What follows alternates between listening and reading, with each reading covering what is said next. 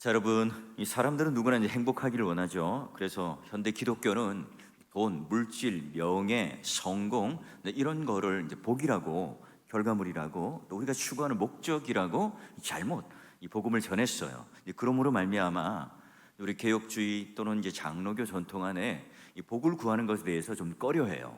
그렇지 않죠. 이 성경은 분명히 오늘 우리가 하나님을 경외하는 자, 하나님께 예배드리는 자, 하나님과 오늘 우리가 인격적 관계 속에 그 내밀함과 친밀함을 누리는 그 상태를 뭐라고 그래요? 복 있는 상태라고 그러고 복 있는 자라고 그래요. 구약에서부터 또 시편 또 요한계시록에 이르기까지 이제 그 절정에 이르는 시간이 바로 예배인 거예요. 자, 그러면 우리가 말하자면 세상 사람들처럼 그런 것들을 물질을 궁극적으로 이제 구하는 사람들은 아니잖아요. 우리가 누리는 이 복, 하나님과 함께 누릴 수 있는 이 복을 향유하고 그것을 나만 가지고 있는 것이 아니라 흘려보내고 또 전하는, 이게 오늘 우리의 사명이에요. 그러니 우리는 이제 기복주의는 이제 배격을 하되 우리가 하나님께 받은 이 놀라운 은혜와 이 복, 이 정확한 하나님께서 원하시는 성경적인 이 복과 또 은혜들은 서로가 나누고 그것을 흘려보내야 한다. 근데 여러분, 문제는 뭐예요? 이런 이 적들 또는 방해하는 이 장애물들이 우리 주위에는 이 행복을 깨는 것들이 많다는 거예요. 자, 그러면 우리 애굽 안에 있었던 이스라엘 백성들은 궁극적인 적이 누굴까요? 바로죠. 이 애굽이었던 그 질서 속에 있는 노예 생활 자체가 힘들었어요. 그러니 여러분, 행복할 리가 없죠. 자, 그러면 그들이 이제 하나님께서 예배를 드리기 위해서 광야로 이끌어 내셨어요. 그래서 하나님께서 율법도 주시고 성막도 주시죠. 그런데 그들이 행복했어요? 그렇지 않아요. 왜냐하면 그들이 살아가는 이 광야 그 자체가요, 굉장히 힘든 삶의 어떤 기본적인 욕구가 해결되지 않는 아주 힘든 곳이었기 때문이에요.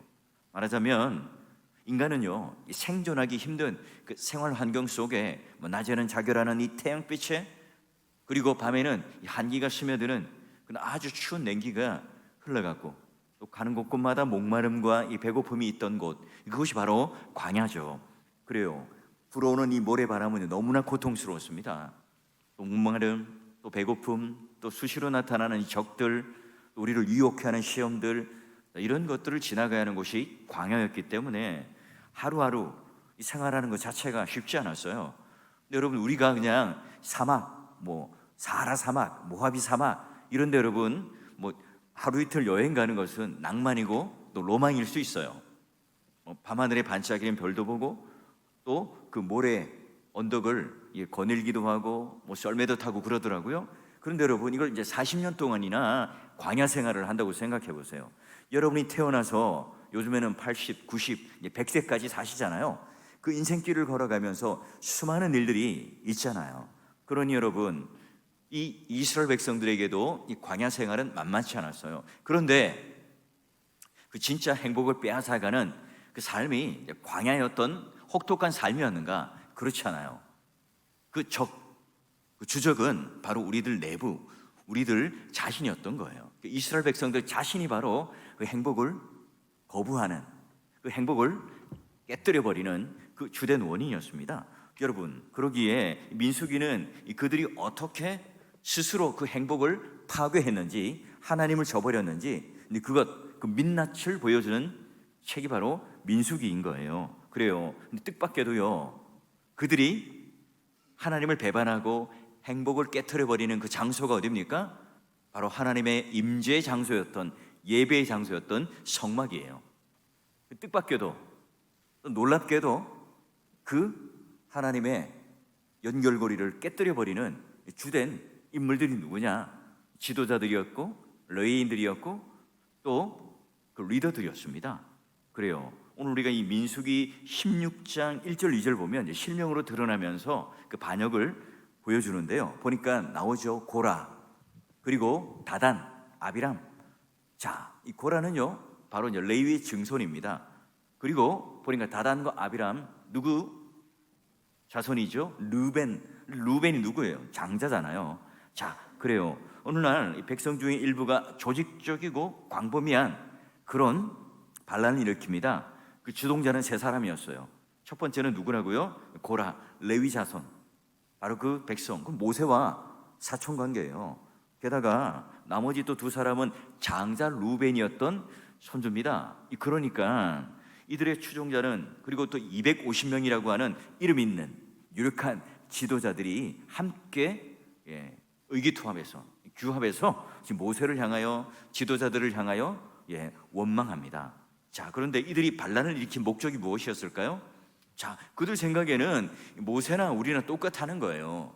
우리도 지금 레위인이고 당신과 사촌 관계고 얼마든지 우리가 그 지위, 그 리더의 위치에 있을 수 있는데 왜 당신만 그런 자리에 있는 거요? 자, 그리고 루벤의 자손이었던 다단과 아비람도 마찬가지죠. 자, 우리는 장자의 직계 혈통, 우리는 이 장자였던 그 라인을 타고 있는 그냥 메인스트림이에요. 우리는 그런 유력한 집안의 사람들이에요 라고 생각을 할 수가 있었을 거예요. 그들의 불만은 우리랑 다를 게 뭐냐? 우리도 지금 당신보다 더 정통 있는 혈통으로나 또 모든 걸로 볼 때 나은 사람이라는 생각을 가지고 있어요. 자, 그리고 그 일에 여기 나오는 고라나 또는 다단이나 아비람이나 지도자 250명은 그들이 이제 그런 위치에서 이제 소외되었다는 이 생각 때문에 아쉽고 서운한 마음, 섭섭한 마음이 들었죠. 말하자면 이제 섭섭병이 들은 거예요. 자, 여러분, 이 광야는 예배 공동체잖아요.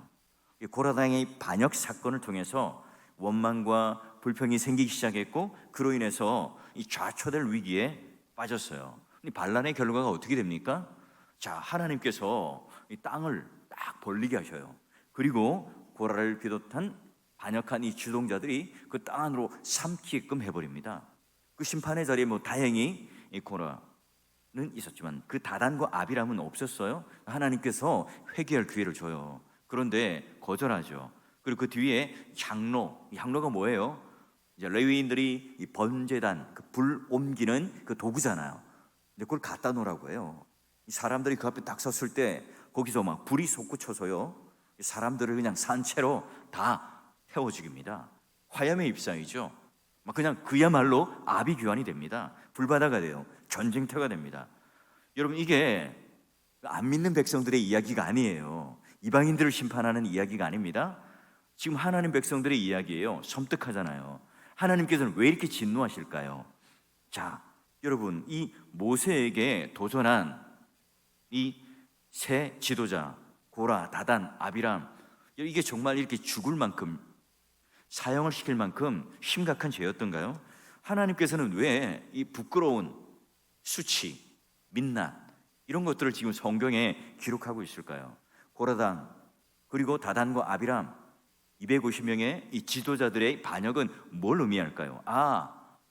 교회 생활할 때 담임 목사님이나 당회나 지도자들에게 반역하면 이렇게 심판받아 죽는다.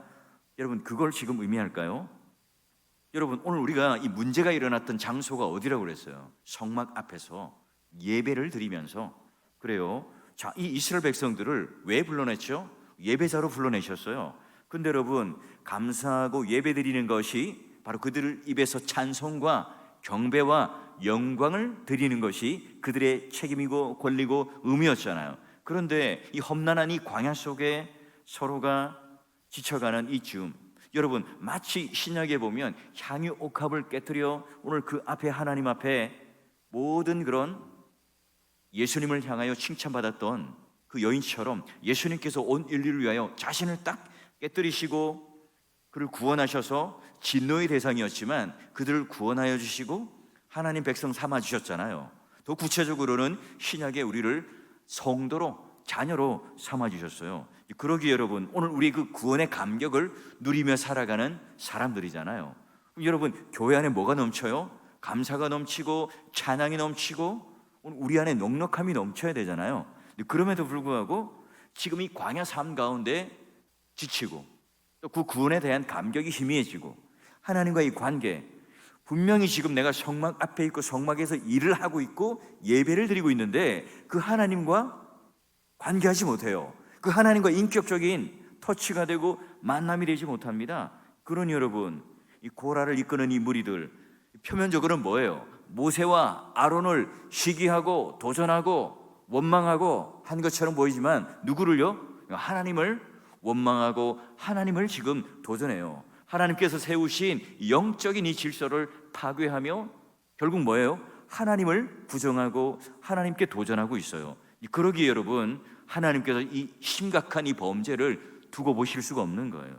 여러분, 지금 이 이스라엘 백성들, 그들이 구원받은 이 사건, 또 홍해를 가르고 수많은 기적을 체험했던 이 사건들, 흥분된 이 마음들, 여전히 여러분 이걸 간직하고 하나님의 그 인생 가운데 복을 주시고 예배를 드리기 위하여 우리를 불렀다, 여러분 이 사실을 알고 누리며 살아가는 자들이어야 되는데, 지금 왜요? 이 공동체 속에요, 지금 이 고라와 다단과 이 아비람이라고 하는 이 세 명의 지도자가요, 단지 세 명의 지도자로부터 출발되었는데, 이 죄가 무엇인지를 우리에게 너무나 똑똑하게 보여줘요. 죄라는 게 뭐예요? 바로 이렇게 전염성이 있어요. 확장성이 있다고요. 처음에 그들은요, 뭐 별것 아닌 문제로 시작되었겠죠. 근데 여러분, 그 지도자들의 원망과 이 부정적인 생각들은요, 백성들을 향해서 금세 퍼져버립니다. 자, 그리고 이 백성들은 이제 어떻게 됩니까? 모세와 아론이 저 지도자들을 죽였다, 하나님이 심판했는데 모세와 아론이 죽였다고 말을 해요. 자, 그래요. 그 뒤로 무슨 일이 일어나죠? 하나님께서 연병을 주세요. 전염병처럼 퍼져가도록. 마치 오늘 우리가 너무 쉽게 이 죄성과 그런 부정적인 생각들이 오늘 우리의 교회를 그 누룩처럼 물들게 하고 전염되게 하고 확장되게 하는 것처럼, 예수님께서도 오늘 하나님께서도 이 상황들을 가만히 두시지 않고 이 애꿎은 그런 비난을 하고 있는 이스라엘 백성들에게 연병을 내려서 또 하나님께서는 심판하세요. 14,700명이나 또 그 연병을 통해서 심판을 받게 됩니다. 여러분, 무시무시하죠. 한 공동체가 하나님께서 내가 너를 사랑한다, 내가 너를 백성 삼겠다, 그리고 불러낸 구원한 백성이에요. 그런데 그 안에 마귀가 뿌려놓은 이 불신, 원망, 여러분 이런 것들 때문에 쉽게 사그러들지 않아요. 여러분, 우리 교회 이제 중직자들이나 교회 중심에 계신 분들은요, 보니까 한국의 이제 교회들 중직자 보면 이 자녀들이 교회를 떠나는 이유가 뭡니까? 저 한 설문지를 보니까 우리 집에 가면 우리 아버지 어머니로부터 늘 교회에 대한 부정적인 생각만 하고요, 부정적인 얘기만 들어요. 그러니 밥을 먹을 때나 대화를 할 때나 늘 그것만 들으니까 이 교회는요 별로 매력적인 곳이 아니에요. 그래요. 그래서 저는요 교회를 다니지 않기로 결심했답니다. 그렇게 대답하는 그 자녀들이 많다고 그래요. 여러분, 저 여러분, 오늘 우리의 신앙이요, 우리가 이 4월 교회 안에 혹시나 여러분 그런 죄의 전염성, 확장성이 있다면 여러분 이걸 끊어내고요, 오늘 하나님께, 우리가 하나님께 구원받은 백성답게 감사와 찬양과 기도와 또 예배가 하나님 앞에 뜨거워지고, 또 그걸 통해서 우리 모두가 다시 한번 이 예배 중심의 공동체, 하나님께 경배와 찬양을 드리는 그런 하나님 백성다운 이 삶의 모습이 우리와 또 우리 모든 예배와 우리 삶 가운데 드러날 수 있기를 주의 이름으로 축원합니다. 자, 여러분 어때요? 눈앞에 펼쳐진 이 메마른 광야, 척박한 현실, 모래바람, 이런 것들이 이제 그 구원의 감격들을 잃어버리게 한 게 아니에요. 구원 받은 우리 백성들이 하나님께 감사를 드리는데 그 작은 원망과 불평으로부터 시작되었다는 거예요. 하나님의 재앙이 있었습니다. 심판이 있었어요. 그런데 그 이후에 이제 하나님께서는 어떻게 해요? 그들을 이제 치유하셔야 되잖아요. 그들을 다시 회복시키고 원래의 자리로 돌이키셔야 되잖아요. 어디로 부르죠? 회막, 증거막, 성막으로 부릅니다. 그러니까 어떤 특별한 주문을 해요? 자, 너희들 가지고 있는 이 지도자들 한 사람을 딱 그 이름을 지팡이에다 써서 그 12개의 지팡이를 가지고 오너라. 그리고 그 언약궤 앞에 놓아라. 자, 이 지팡이 이름을 쓴다는 건 뭐예요? 그 사람 대표성을 나타내고 인격을 나타내죠. 자, 그러면 이제 하나님께서 그 택한 자가 누구인지를 내가 분명히 보여주겠다, 사인을 주겠다, 이렇게 얘기를 해요. 자, 비록 오늘 우리가 위기는 잘 넘겼어요. 하나님께서는 그래도 다 이스라엘 백성들을 심판하고 멸망시킨 게 아니에요. 자, 그런데 여기서 그쳐지지 않아요. 이 성난 군중들이 이 심판을 받았다고 끝을 낼 것 같지 않아요. 그래서 또 내일이면 무슨 일을 벌일지 모릅니다. 모세와 아론은 초조했겠죠. 긴장했을 거예요. 이 무리들이 또 무슨 또 반란을 일으킬지, 또 어떻게 폭력적인 그런 폭도로 변할지, 또 하나님을 대적할지, 또 그로 인해서 또 어떤 심판을 하나님께서는 주실지 모르겠어요. 그러니 모세와 아론도 그 지팡이를 갖다 놓고 편안히 잠을 잤을까요? 밤새 기도했겠죠. 그 나머지 지도자들도 마찬가지. 오늘 우리가 본 이 심판, 단순한 게 아니잖아요. 지금 그들도 두려움 가운데 이 지팡이를 다 성막에다가 법궤 앞에 갖다 놨어요. 긴 밤이 지났습니다. 아침이 되었어요. 모세와 아론도 달려가고, 그리고 그 지도자들도 성막으로 달려가고 법궤 앞에 서게 됩니다. 어떤 일이 벌어지는가? 여러분, 이제 4절부터 한번 보고 우리가 하나님께서 우리에게 주시는 교훈을 얻어보죠. 첫째는요, 그 지팡이에 뭐가 튼다고요? 싹이 터요. 싹이 튼다는 말은 뭐예요? 생명이 있다는 말이잖아요. 바로 이 지팡이를 통해서 이 생명의 주인은 누구란 말이죠? 하나님이시다. 증거계 앞에 두라. 바로 이 택한 지팡이에 내가 싹이 나게 하겠다. 그로 인해서 너희가 이제 원망하는 이 모든 것들이 치료받고 이제 스탑, 이제 그쳐라. 이걸 인정하고 딱 질서를 잡고 이제 우리가 이 생명을 붙잡고 나아가자. 하나님께서 주시는 메시지죠. 12지파들 모두가 성막 증거궤 앞에 모여요. 택한 지팡이에게 싹이 나겠다. 생명이 나게 하겠다. 여러분, 마른 지팡이에서 싹이 난다는 거 이거 있을 수가 없죠. 그리고 여러분, 생명이 없는 나무에도 싹을 돋게 하는 생명을 주시는 하나님이 바로 우리 하나님이라는 거예요. 그러니 교회는, 지금 여기 이스라엘 공동체는, 이 광야 교회는, 광야 공동체는 조직이나 힘이나 내가 가지고 있는 능력이나 내가 장자고 루벤의 혈통이다, 이런 걸 가지고 지금 움직여가는 것이 아니죠. 하나님께서 택하신, 하나님께서 부르신, 하나님께서 위임하신 그 자를 내가 불러 지도자로 삼아주셨고, 그를 통해서 지금 이 공동체를 이끌어가겠다 하시는 거예요. 그럼 여러분, 무슨 의미죠? 오늘 우리 교회가 또는 우리 하나님께 주신 공동체가 살아난다는 것은 하나님께서 선택하시고 하나님께서 기름 부으시고 하나님께서 인도하시는, 여러분, 그 리더를 통해서 세워가시는데요, 다 망했다고 생각해요. 그러나 하나님의 그 리더가 들어가게 되면 그 조직이요, 싹이 나요. 생명이 납니다. 다 여러분, 사람들이 이렇게 마음에 기대도 없고 희망이 없는데 하나님이 택한 그 리더가 들어가면 그 구역이 살아나고 그 모임이 살아나고 그 모든 조직이 살아나죠. 이상하게도 아무것도 없다고 생각됩니다. 그런데 그 사람이 가면, 그 하나님의 사람이 들어가면 사람이 모여요. 조직이 움직여요. 그리고 하나님의 그 은혜롭게 그 일들이 하나 둘 착착 성취되는 것을 볼 수가 있습니다. 무슨 의미일까요? 제가 예전에 사역하던 교회에서도 주일학교 선생님 중에도요, 목사님, 제가 연초에 저는요 아무도 없이 저는 시작할게요. 저는 반 아이 배정 안 해주셔도 돼요. 그래서 여러분, 연초부터 이렇게 12월 말에 딱 가면 그 선생님 반이요 가장 많은 아이들로 북적북적돼요. 또 어떤 구역 리더, 그 구역장님도, 목사님 저는요 구역원 안 주셔도 됩니다. 새 가족들 오시면 제가 그분들 잘 보필하겠습니다. 그리고 어려운 곳 있으면 제가 그곳에 파견하여 구역장으로, 리더로 제가 가겠습니다. 그렇게 하는 분이 있어요. 그런 분들이요 가면요 그 구역이 살아나요. 그런 분들이 가면 교사로 섬기는 그 반이요 살아난다니까요. 그러면 뭡니까? 오늘 우리가 우리 인생을 볼 때는 마른 지팡이와 같아요. 내게 무슨 능력이 있습니까? 그런데 뭐예요? 하나님께서 오늘 우리에게 그 택한 백성으로 생명을 주시는 하나님이라는 사실을 인정하기 때문에 그 하나님을 통해서 그 능력을 드러내도 역사를 일으키죠. 그래요, 오늘 우리 모두가 그 주인공으로 하나님께서 우리를 부르셨어요.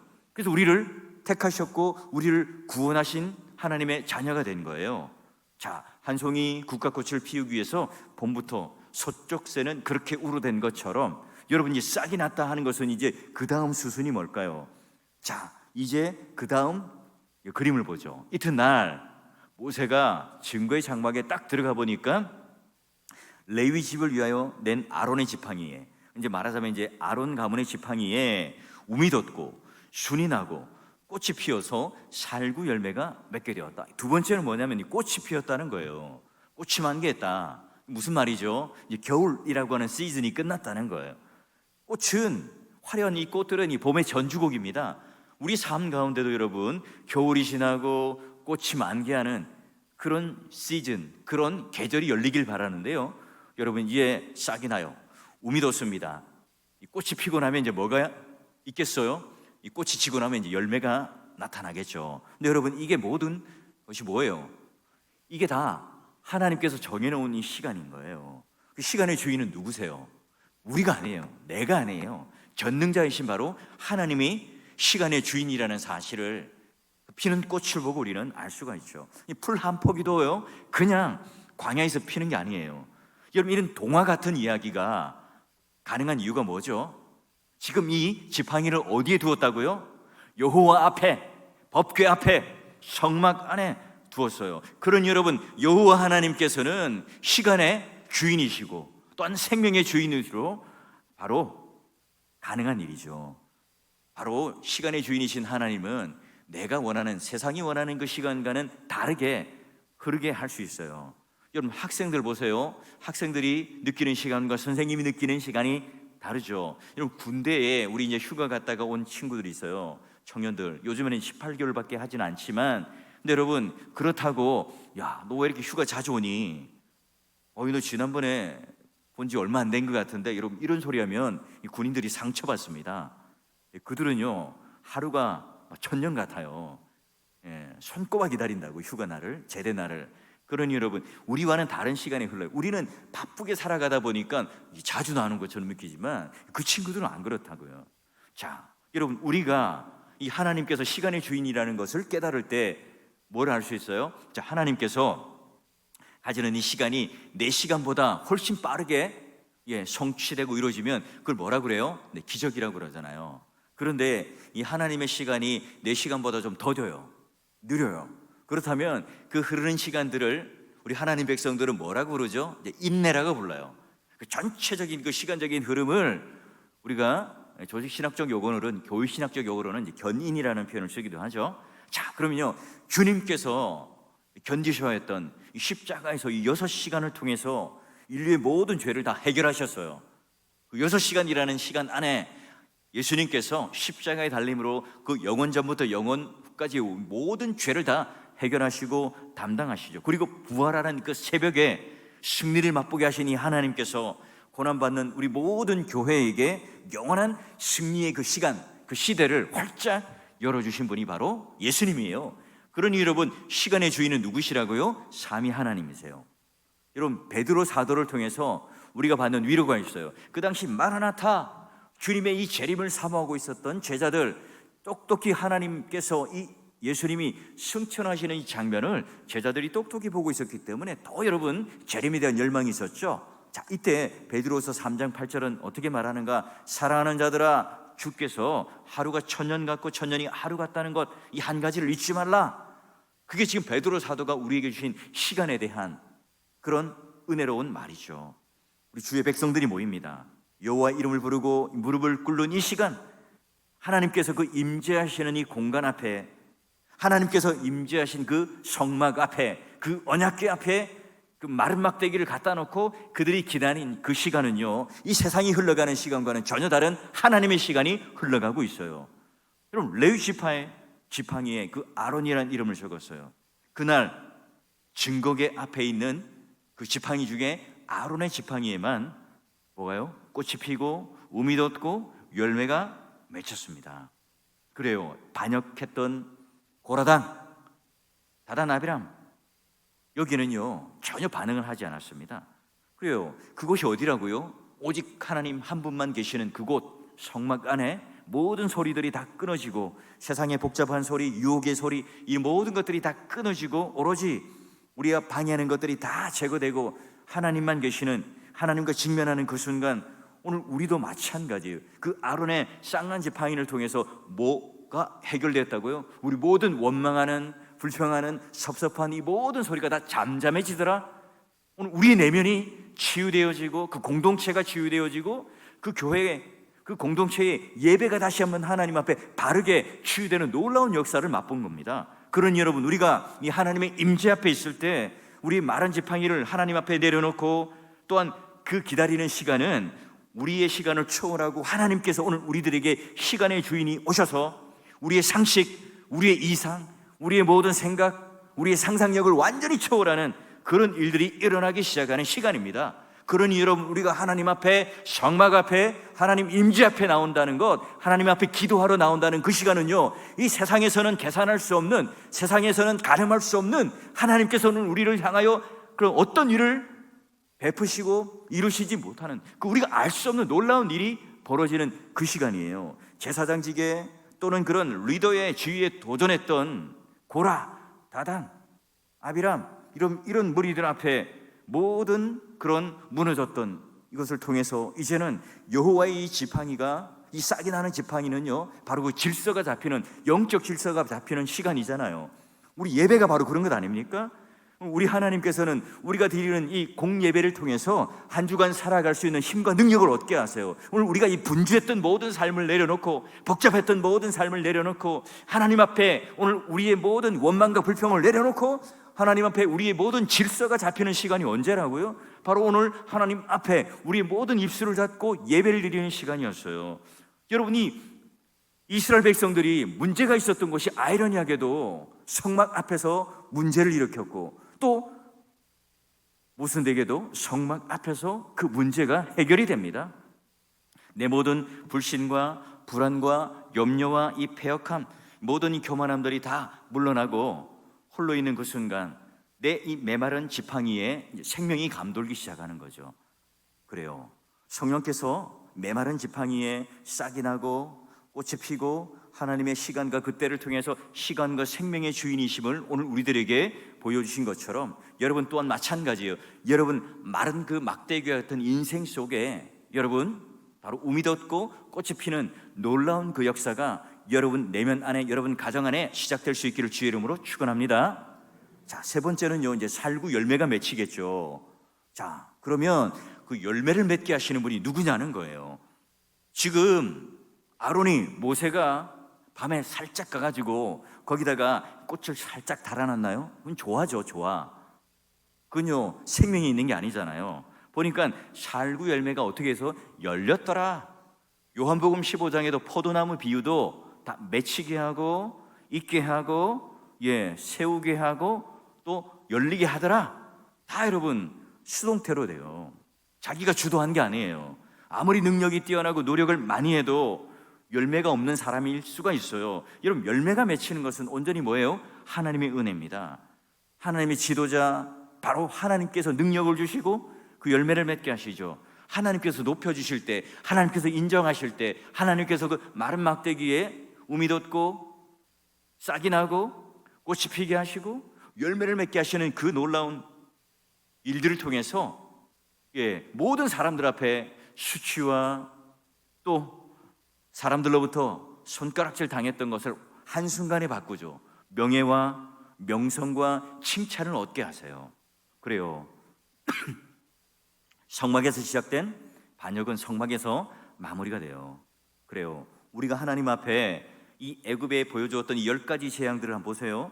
자, 오늘 주님께서 직접 그들에게 말씀해 주실 수도 있는데, 야, 너희들 이렇게 하면 안 돼. 이렇게 하면 너희들 심판 또 받을 거야 라고 경고할 수 있을 텐데, 왜 하나님께서는 마른 막대기에다가 싹이 나고 살구 열매가 맺히는 그런 기적과 함께 우리에게 그런 현장학습 또는 실물 교육을 하셨을까요?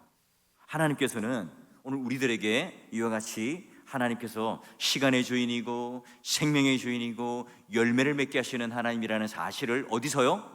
성막 앞에서 하나님을 만날 때 깨닫게 된다는 것을 우리들에게 가르쳐 주기 위해서요. 이제 더 이상 이 마른 막대기는요, 우리들 앞에 숨겨질 것이 아니라 모든 사람들 앞에 공개되고 드러나게 됩니다. 그래서 모두가 각기 지팡이를 가져왔지만 그들이 싹난 지팡이를 보고 이제 각자 싹이 나지 않는 마른 지팡이는 들고 가요. 하나님께서 기뻐하시는 지팡이가 무엇인지 그들은 이제 다 알게 되죠. 그리고 그 싹난 지팡이와 만나는요, 그리고 이 율법은 어디에 들어갑니까? 언약궤 속으로 딱 들어가서 평생 그 이스라엘 백성들의 가장 중심 코어에 있는 그런 기억 속에 있는 하나님의 그런 언약, 그 중심성에 두게 됩니다. 그래요. 여러분 우리 가운데 있는 문제는 뭐죠? 사실 이게 오늘 우리에 있는 마른 지팡이일 수 있잖아요. 오늘 하나님께서 우리를 통해서 보여주시는 그 각자마다의 마른 지팡이가 있을 거예요. 뭐 자식의 문제일 수도 있고, 재물의 문제일 수도 있고, 관계의 문제가 될 수도 있을 거예요.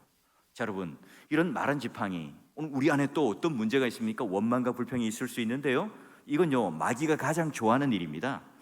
우리들 사이에 불신을, 우리 사이에 그 모든 균열을 깨뜨리는 그런 것들을 심어놓는 건 마귀가 너무너무 좋아합니다. 여러분, 권사로, 리더로, 교사로 그리스도의 몸으로 우리를 부르신 일은 뭘까요?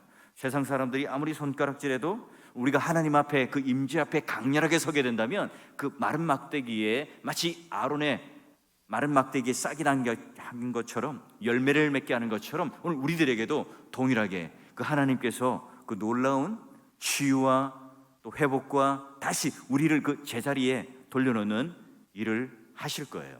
여러분, 담임 목사라고 하는 자리는요 굉장히 무겁고 무서워요. 누가 아무런 말을 하지 않아도요 그 무게감 때문에 거룩한 압박이 영적 지도자들에게는 있습니다.